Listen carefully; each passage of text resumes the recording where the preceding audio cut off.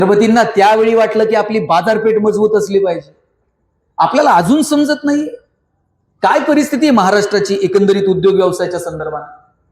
टायरवाले केरळचे, किराणा व्यवसायात पटेल, हार्डवेअरची दुकानं बोहरींची, बांधकाम व्यवसायात यूपीचे लोक, गवंडी सगळे बिहारचे, सुतार कामात राजस्थानी, हॉटेल सगळी दक्षिणात्यांकडे, चायनीजच्या गाड्या पूर्वांचलचे तरुण चालवतात. बरं चला, संविधानानं त्यांना अधिकार दिलाय, कष्ट करतील पडू. आम्ही कुठे आहोत? आम्ही एकतर कॉलेजच्या कट्ट्यावर बसून पिचकाऱ्या मारणं, प्रेम प्रकरण चघळणं, सिस्टीमला शिव्या घालणं, नाहीतर कुणाच्या तर माग की जय, यात आम्ही आमचं तारुण्य वाया घातलं.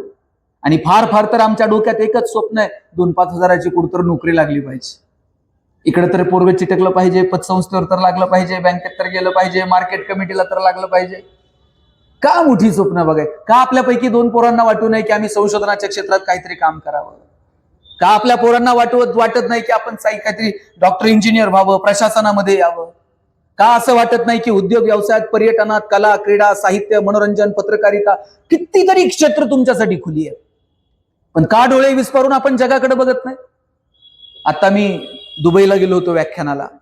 ज्या हॉटेलवर मी राहिलो तिथं मला घ्यायला 2 मुलं आली होती.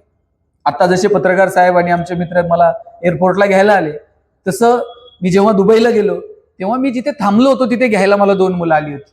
साहेब, काळ्या रंगाची पॅन्ट, पांढरा शर्ट, पायात चप्पल.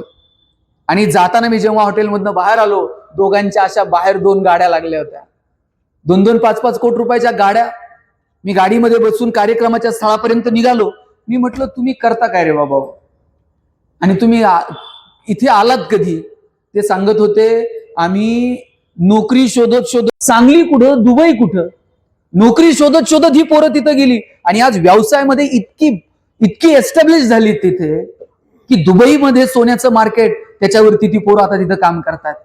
केव्हा वाटतो मला की जी मुलं चौकटीच्या पलीकडे जाऊन काम करतात. शिवाजी महाराजांनी हीच चौकट तोडली. 4 यवनी पाठशाहीला सुरुंग लावायला वयाच्या 14व्या वर्षी छत्रपतींनी धाडस दाखवलं. अनेक शूरवीर होते, परंतु कुणी धाडस दाखवायला तयार नव्हतं की या शाह्यांच्या विरोधात आपण लढू शकतो म्हणून.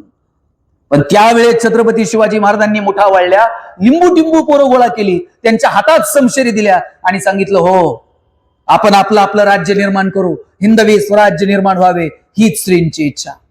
आणि पाहता पाहता स्वराज्य उभं राहिलं. की कुणीतरी मुहूर्त मिळवावे लागते, कुणीतरी हे धाडस दाखवावं लागतं, कुणीतरी 2 पावलं पुढे येऊन पुढाकार घ्यावा लागतो, आणि मग सुरुवात होती. माझी विनंती